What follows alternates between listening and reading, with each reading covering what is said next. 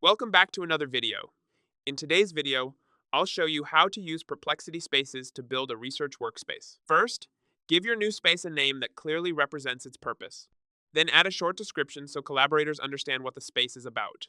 To make it more personal and easier to recognize, you can also choose an emoji that represents your space. Once your space is created, you can customize the AI assistant inside it. You can choose your preferred AI model and set specific instructions for how the assistant should respond. You can also upload files such as PDFs, Excel sheets, Word documents, and PowerPoint presentations. These files will act as a knowledge base, allowing the AI to reference them when answering questions. Another useful feature is collaboration. You can invite trusted collaborators to your space so you can brainstorm ideas, coordinate projects, and explore information together.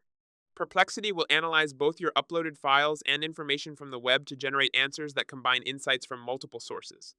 Spaces also help keep your research organized, making it easy to find information later. You can save your research inside the space, so you and your collaborators can access it anytime and continue building on it.